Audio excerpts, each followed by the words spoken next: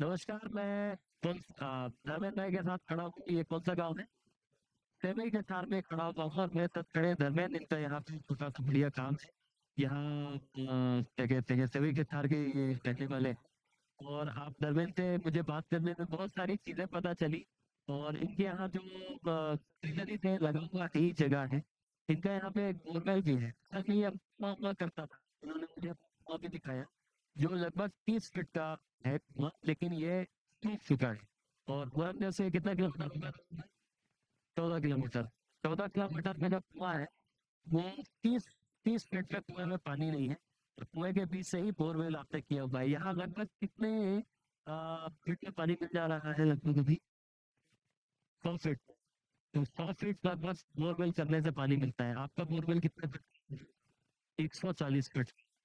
पानी को लेकर के एक तो मैंने एक चीज यहाँ फील करी कि जो पानी से जुड़ाव है, धर्मेंद्र है तो खैर काफी अवेयर है, उनको काफी चीजें मालूम है। लेकिन गांव के कुछ लोगों से, बुजुर्गों से मैं बात कर रहा था। बुजुर्गों से तो नहीं, लेकिन जो बच्चे हैं खासकर युवा पीढ़ियों से बात कर रहा था, नदी को लेकर के यहाँ कल्चरल डिफरेंस। जैसे इसके पहले मैं 10 किलोमीटर पहले इस पैदल यात्रा में 10 किलोमीटर पहले जहाँ पर मैं, नदी को लेकर के अलग अवधारणा है। लोग वाटर रिचार्ज के बारे में जानते हैं, नदी में कैसे खन करके पानी निकालना है, कुएं से कैसे पानी निकालना है, बाड़ी लगाना है।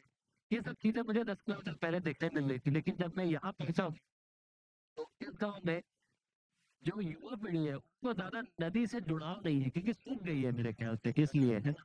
उनको जानकारी भी नहीं है, तुम कहाँ से होता है मुझे नहीं मालूम है। नदी खत्म कहाँ हो रही है पता नहीं है, नदी में कितना फीट पानी है। मतलब मैं अगर 10 साल पहले किसी बच्चे ने भी पूछा था कि पानी कहाँ है, तो वो नदी है, पानी कितने फीट में? 10 फीट में। बस ये ऐसे खनते हैं, ऐसे निकल जाता है।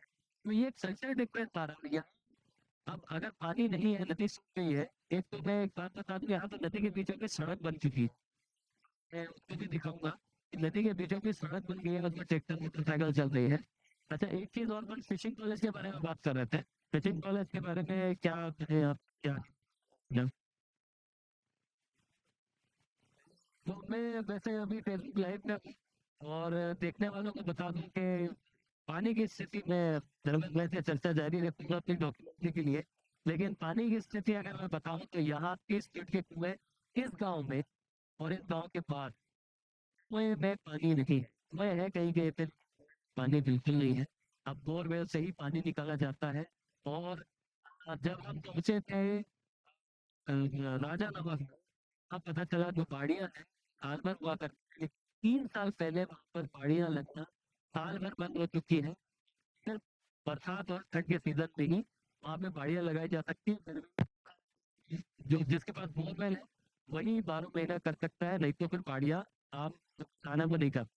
और इस गांव की स्थिति ये है कि इतने साल से गर्मी में पहाड़ियाँ नहीं लग पाती हैं। 4 6 साल, तो ऑन एन एवरेज 5 6 साल हो गया कि जब यहाँ गर्मी में पानी नहीं रहता है और पहाड़ियाँ नहीं लग पाती हैं।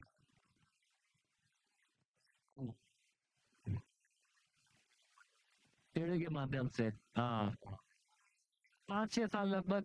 आप मान के चलिए कि ये जो 10 किलोमीटर में, असल जो सोचने वाली बात, कहने वाली बात ये है धर्मेंद्र भाई, कि 10 किलोमीटर में जो डिफरेंसेस आए हैं वो ये है कि 10 किलोमीटर में कम से कम 2 साल का फर्क आ गया है। 2 साल का किसका फर्क?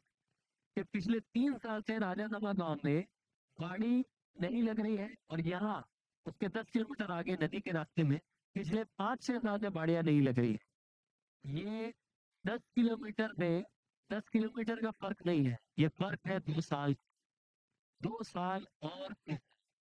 और इसके आगे जैसे जैसे हम बढ़ते जाएंगे, शायद कोई गांव ऐसा भी मिल जाए जहाँ शायद गाड़ियां ही ना हो। ये भी हो सकता है। और ये सिर्फ इसलिए है क्योंकि नदी साल भर ही बह रही है। नदी पिछले 20 साल से अपने रुक गई। अमीर हाशमी, गाँव, सभी के साथ। नमस्कार।